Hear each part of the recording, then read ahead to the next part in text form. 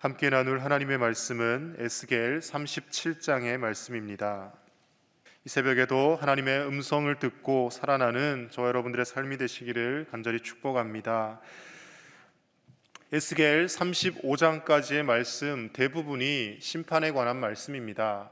하나님이 선택하셨던 이스라엘 민족에 대한 심판은 물론이거니와 이스라엘 민족이 우상 숭배와 가증한 삶을 삶으로 인하여서 그 민족뿐만 아니라 주변의 다른 국가들까지 하나님의 심판을 면치 못하게 되었다라는 그 심판과 화해 선언이 35장까지에 있는 대부분의 말씀입니다. 이렇게 긴 심판의 말씀을 계속해서 듣다 보니 이스라엘 사람들은 이제 생각을 했을 것입니다. 더 이상 우리에게는 소망도 없고 미래도 없고 하나님의 진노를 사서 영원히 이렇게 그저 말라 죽는 것과 같이 고사해서 다 죽겠구나, 그렇게 아마 생각을 하였을 것입니다. 그런데 어제 36장의 말씀부터 하나님께서 다시금 회복의 말씀을 에스겔을 통하여 주십니다. 예언서의 말씀을 읽다 보면요, 말씀들이 특히 대예언서들은 깁니다. 이사야 66장, 예레미야 52장, 에스겔 48장, 총합이 166장의 긴 말씀인데 그중 대부분이 심판과 하나님이 진노하시는 말씀을 쏟아냅니다. 그러다 보면 하나님은 이제 우리를 향하여 더 이상 은혜를 베풀지 않으시고 우리를 영원한 죽음으로 몰아넣으시구나 하는 생각을 가질 때가 있습니다. 그런데 이 예언서의 말씀들의 핵심은 하나님의 심판이 목적이 아니라 이렇게 심판하실 정도로 진노하시고 분노하신 하나님이시지만 그러나 그 가운데서도 심판을 하시기를 즐겨하시기보다는 또다시 긍휼과 은혜를 베푸시는 하나님이라는 것을 나타내기 위하여 하나님께서 선지자들을 사용하셔서 말씀하고 계시는 것이죠. 오늘 어찌 보면 이 에스겔의 말씀도 36장, 37장의 말씀이 주 핵심의 말씀이라고 할 수가 있습니다. 이렇게 범죄하며 하나님을 떠났던 이스라엘, 낯선 땅에서 포로로 살 수밖에 없었던 그 유다 백성들을 하나님은 다시금 긍휼히 여기셔서 그들에게 하나님의 영을 부어주시고 살아날 수 있는 은혜를 허락하여 주셨다라는 것입니다. 오늘 37장의 말씀은 우리가 찬양으로도 자주 부르고 또 너무나도 익숙한 말씀입니다. 마른 뼈들이 살아나는 환상을 보는 그 말씀인 것이죠. 오늘 이 본문의 말씀을 통하여 우리는 두 가지 큰 주제를 새길 수 있어야 합니다. 먼저 첫 번째로는요, 하나님은 죽이는 하나님이 아니라 살리시는 하나님이시라는 것입니다.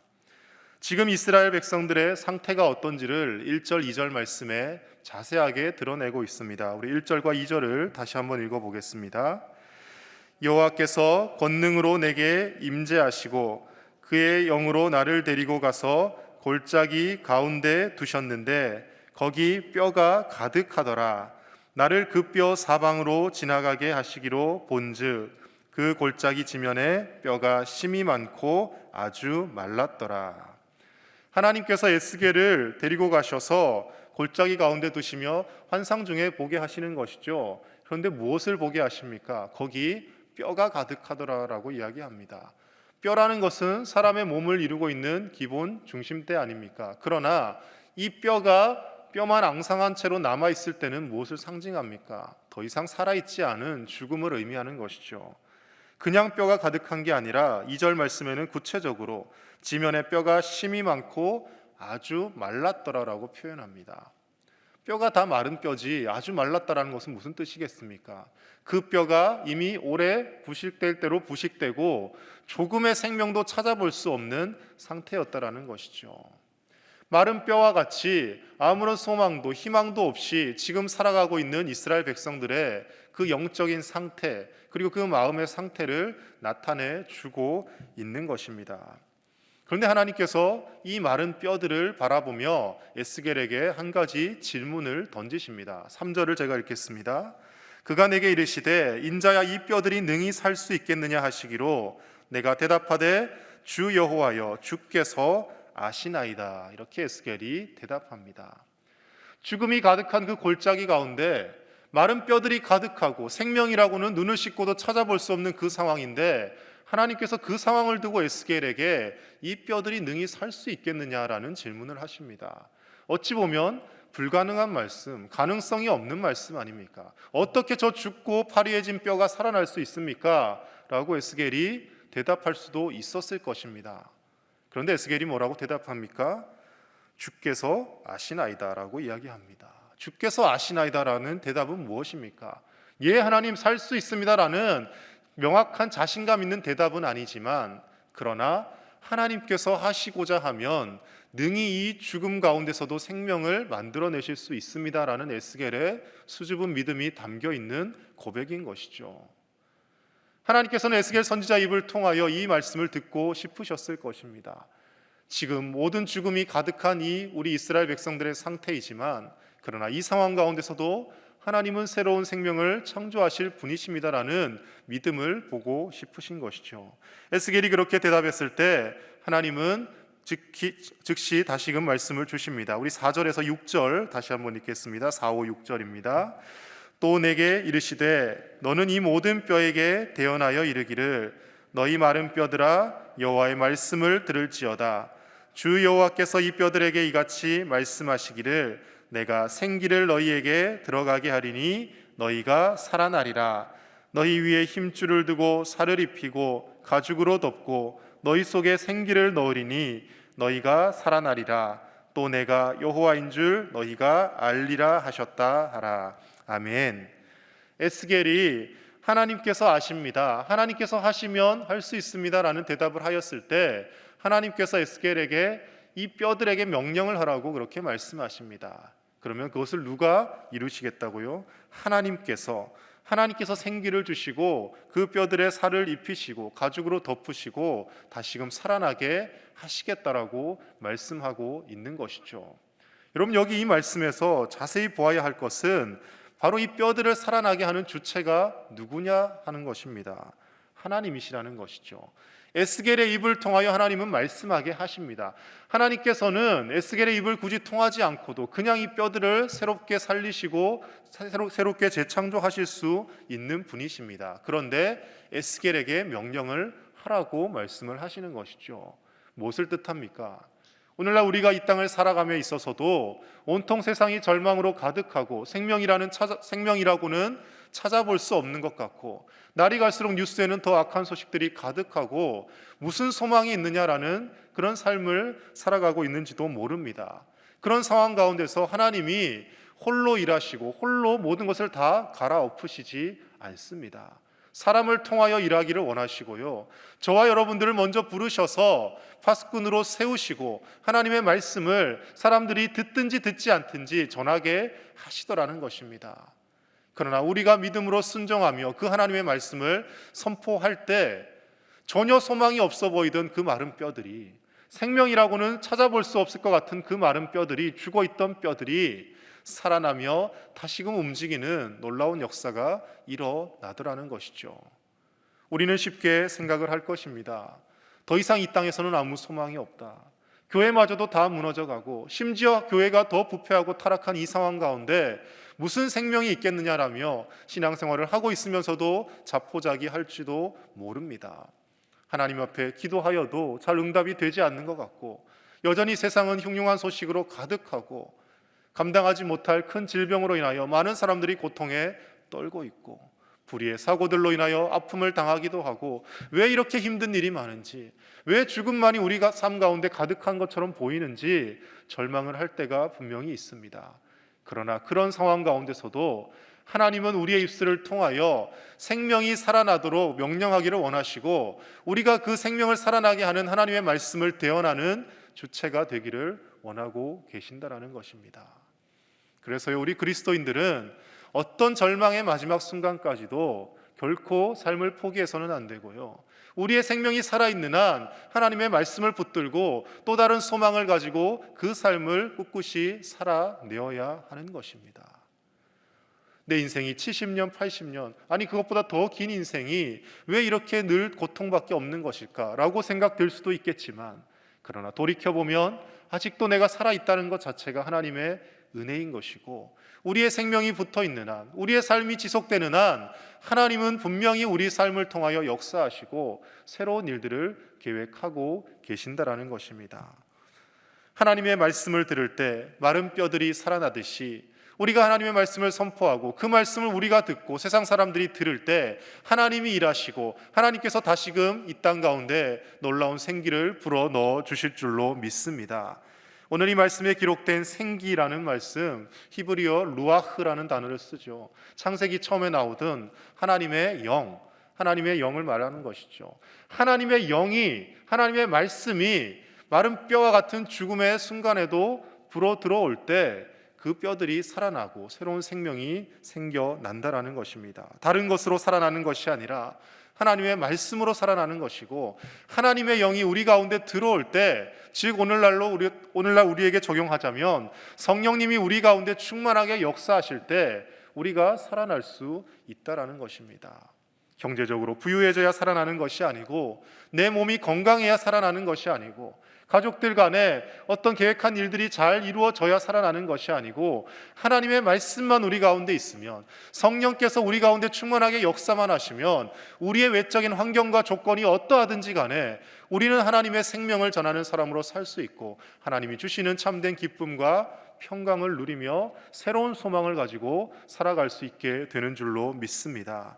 그 하나님이 주시는 놀라운 은혜를 날마다 예배의 자리에서, 말씀을 듣는 자리에서 누리시며 우리의 삶의 현장으로 이어갈 수 있기를 간절히 축복합니다. 말씀을 듣기는 들었는데 삶으로 나아가면 또 고통스럽고 힘든 삶이 아니라, 비록 우리의 삶 가운데 어려움과 아픔과 여러 가지 힘든 일이 있다 할지라도 말씀으로 이겨내시고 하나님이 우리와 함께 하시고, 그리고 무엇보다 이 땅에서의 이 삶이 내가 지금 내 눈으로 보는 이 고통의 현장이 전부가 아니라 하나님이 계획하시고 예비하신 놀라운 미래와 소망이 있음을 바라보시고, 그리고 우리에게 주신 이미 선물로 허락하신 영원한 천국, 영원한 생명이 있음을 바라보시며 오늘도 위로받고 하나님의 음성으로 살아나는 저와 여러분들의 복된 삶이 되실 수 있기를 간절히 축복합니다. 두 번째로요, 오늘 말씀을 통해 보아야 할 것은 하나님은 분열의 하나님이 아니라 하나 되게 하시는 분이시라는 것입니다. 오늘 에스겔 37장에는 마른 뼈가 살아나는 환상과 또 한 가지 더 사건이 있습니다. 15절 이하에 하나님께서 에스겔에게 막대기를 가져오라 하셔서 나뉘어진 두 개의 막대기를 붙여서 하나가 되게 만드시는 사건이 나옵니다. 우리 16절과 17절 같이 읽어보겠습니다. 인자야, 너는 막대기 하나를 가져다가 그 위에 유다와 그 짝 이스라엘 자손이라 쓰고, 또 다른 막대기 하나를 가지고 그 위에 에브라임의 막대기 곧 요셉과 그 짝 이스라엘 온 족속이라 쓰고, 그 막대기들을 서로 합하여 하나가 되게 하라. 내 손에서 둘이 하나가 되리라. 아멘. 하나님께서 에스겔에게 막대기를 합쳐서 하나가 되게 하라고 말씀을 하십니다. 이 상징적 비유는 무엇을 뜻하는 것이겠습니까? 이스라엘 민족들이 북이스라엘과 남유다로 솔로몬 왕 이후로 분열되었습니다. 그리고 수백 년을 그렇게 살아오게 되는 것이죠. 한 민족이었던 그들이 서로 적대하며 서로 국가의 이익을 위하여서 전쟁도 불사하게 됩니다. 북이스라엘은 하나님의 심판으로 먼저 주전 722년에 아수르에 의해 멸망을 하게 되고요, 결국 남유다도 주전 586년경에 바벨론에 의해 멸망을 하게 됩니다. 나라가 나뉘어져서 그렇게 살다 보니 이제는 한 민족이었다는 것을 잊어버리고 서로 적대적인 감정을 가지게 되고, 이 감정은 신약시대에 와서까지 유다인들이 사마리아 사람들을 경멸하는 사건으로 이어지게 됩니다. 같은 민족이었던 그들이 으르렁거리며 분열과 다툼을 일삼게 되었다는 것이죠. 그러나 하나님은 에스겔을 통하여 분명히 말씀하십니다. 나뉘어졌던 두 나라가 하나가 되게 하실 것이고, 하나님의 은혜 가운데 한 민족이 되게 하실 것인데, 이것도 누가 가능하게 하시느냐? 하나님이 가능하게 하시고, 하나님의 영이 그 가운데 있을 때, 말씀이 들려질 때 가능하게 되어진다고 말씀을 하는 것입니다. 단순한 영토적인 북이스라엘과 남유다의 통합이 아니라 그들이 마음으로 하나가 되고 하나님을 향한 같은 믿음으로 하나가 되어질 것을 예언을 하고 계신 것이죠. 그래서 37장 23절에 결국은 그렇게 하나로 회복시키셔서 하나님이 무엇을 원하시느냐, 23절 말씀 우리 다시 한 번만 같이 읽겠습니다. 그들이 그 우상들과 가증한 물건과 그 모든 죄악으로 더 이상 자신들을 더럽히지 아니하리라. 내가 그들을 그 범죄한 모든 처소에서 구원하여 정결하게 한즉 그들은 내 백성이 되고 나는 그들의 하나님이 되리라. 아멘. 북이스라엘과 남유다가 하나가 되어서 더 이상 우상 숭배를 하지 않고 하나님만을 섬기며, 그리고 예수 그리스도 이 땅에 오실 메시아를 기다리며 그 예수님을 왕으로 모시는 한 나라가 되어지기를 하나님이 원하시는 것이죠. 그래서 24절, 25절 이어지는 말씀에서는 내 종 다윗이라는 표현이 나옵니다. 여기서 내 종 다윗이라는 것은요, 구약의 그 다윗 왕을 이야기하는 것이 아니라 다윗의 자손으로 오실 메시아 예수 그리스도를 상징하는 것입니다. 결국 한 나라로 다시금 통합이 되어질 터인데, 이제는 사울이나 다윗이나 솔로몬과 같은 인간 왕이 아니라 예수 그리스도께서 진정한 왕이 되셔서 그들을 통치하시고 그들과 함께 하시며 그들의 삶을 회복시키실 것이다라는 것을 에스겔을 통하여 예언하고 있는 것입니다. 갈라진 두 나라가 하나가 되는 것, 인간적으로 보면 불가능할지도 모릅니다. 수백 년을 같이 떨어져서 따로 살아왔는데 어떻게 같이 하나가 됩니까? 라고 생각할지도 모릅니다. 그러나 그것을 이루시는 분도 하나님이시라는 겁니다. 우리 민족도 분단되어 살아오고 있습니다. 이미 분단된 지 70여 년이 넘어가다 보니 이제는 한 민족이라는 개념이 점점 흐릿해지고 그냥 다른 나라와 같은 그런 개념으로 다가올 때가 있습니다. 그냥 갈라진 채로 북한은 북한대로 살고 우리는 우리대로 사는 게 낫지 않겠느냐, 심지어 어떤 이들은 통일을 원하지 않는다라고까지 이야기하는 사람도 있습니다. 지금 이렇게 우리가 경제적으로 발전했는데 통일이 되면 저 가난한 북한 사람들 우리가 돈 들여서 다 먹여 살려야 하지 않느냐라고 이야기하는 사람들도 있습니다. 그러나 그것은 하나님이 결코 기뻐하시는 생각이 아닙니다. 하나님께서 우리 남한을, 우리 대한민국을 이렇게 부강하게 만들어주신 이유는 우리가 잘 먹고 잘 사는데 그치게 하기 위해서가 아니라 우리에게 부어주신 그 복을 우리의 동포들을 향하여, 형제 자매들을 향하여 나누기를 원하시고 함께 하나 되어서 살아가기를 원하시는데 목적이 있는 것이죠. 일제수탈기를 겪고 6.25 전쟁을 겪으며 세계에서 우리는 가장 가난한 나라라고 그렇게 세계 사람들의 손가락질을 받았던 나라입니다. 그런 나라가 복음을 받아들이게 되고 하나님의 은혜로 말미암아 먹고 살만한 나라 정도가 아니라 세계 10위권에 드는 경제 대국이 되었습니다. 헬조선인이 어떤 이런 말들을 하며 여러 가지 악한 말들로 나라를, 국가를 조소하고 비아냥거리는 사람들도 있지만, 그러나 지금 우리가 살아가는 형편을 보면 너무나도 잘 먹고 잘 살고 있습니다. 복지 시스템이 물론 앞으로 더 좋아져야 하겠지만 지금 이 정도만 해도 그래도 밥을 드시지 못하는 분들을 향해 국가가 먹여주고요, 입혀주고요, 노숙 가는 분들도 쉼터에서 살아갈 수 있도록 노숙자 보호 쉼터도 만들어 놓았습니다. 오히려 노숙하는 분들이 거기를 잘 안 들어가려고 하더라고요. 내 마음대로 살고 싶은데 거기 들어가면 규칙적으로 생활을 해야 하거든요. 좋은 나라를 만들어 주셨고 하나님께서 우리에게 경제적인 부유함도 허락해 주셨습니다. 근데 이것을 왜 주셨겠습니까? 단순히 우리의 힘과 노력으로 이루어낸 것은 아닐 것입니다. 굶어 죽어가는 우리의 형제 자매들, 북쪽 땅에 고통당하는 한민족된 그들과 하나가 되었을 때 그들을 먹이고 입히고 함께 복음으로 하나 되어 하나님의 말씀을 이루어가고 온 세계 가운데 하나님의 백성임을 나타내라고 우리에게 이 복을 부어 주신 줄로 믿습니다. 그리고 우리의 생각과 자본주의가 다스려가는 나라가 아니라 예수님만이 우리의 왕이 되시고 하나님의 말씀이 우리를 다스려가는 그런 나라를 만들기를 하나님은 원하고 계신다라는 것입니다. 사랑하는 제1의 가족 여러분, 우리가 지금 누리며 입고 생활하는 모든 것들이 하나님께서 은혜로 우리에게 주신 것임을 기억하시기 바랍니다. 하나님께서 주셨으니 우리가 그 하나님의 뜻대로 행하지 못하고 그것을 쓰지 못하면 하나님께서 언제든지 거두어 가실 수도 있다는 것을 우리는 생각을 해야 합니다. 하나님이 주신 것을 나누고 베풀며 생명을 살리는 데 사용할 때 하나님은 우리에게 더 많은 것으로 채우시고 그 주신 것으로 인하여서 하나님의 나라가 더 확장되어져 갈 줄로 믿습니다. 이 새벽에 나오신 우리 모든 사랑하는 제1의 가족들, 하나님의 말씀으로 오늘도 새로운 생명을 얻고 하나님의 말씀으로 분열하기보다는 하나가 되어가며 생명을 살리는 저와 여러분들의 복된 삶이 되실 수 있기를 주님의 이름으로 간절히 축복합니다. 함께 기도하겠습니다. 이 시간 함께 기도하실 때 하나님, 성령님을 우리 마음 가운데 두셨는데 그 성령님이 충만하게 우리 안에 역사하셔서 우리를 새롭게 하시고 절망과 고통의 삶이 아니라 하루하루의 삶을 하나님의 은혜로 살아가게 하여 주시고 날마다 하나님이 주시는 새로운 생명을 경험하는 삶이 되게 해달라고 함께 기도하겠습니다. 그리고 남과 북이 하나님의 은혜로 하나 되게 하시고 하나님의 뜻을 이루어가는 거룩한 민족이 되게 해달라고 이 시간 함께 기도하며 나아가겠습니다. 또한 사순절 정교인 성경 필사 대행진을 계속 진행하고 있는데 하나님의 말씀을 필사하며 하나님 은혜 가운데 또 하나님께서 주시는 새로운 음성을 듣게 해달라고 기도하며 나가겠습니다. 하나님 아버지, 귀한 새벽 우리를 주님 앞으로 불러주심에 감사를 드립니다. 하나님, 온통 절망과 고통만 가득한 세상 같지만 그러나 이 세상 가운데 하나님의 영이 가득할 때, 하나님이 말씀하실 때, 하나님의 음성과 말씀을 들을 때 다시금 새로운 생명이 생겨나고 하나님 아버지, 하나님이 재창조하시는 놀라운 역사가 일어날 줄로 믿습니다.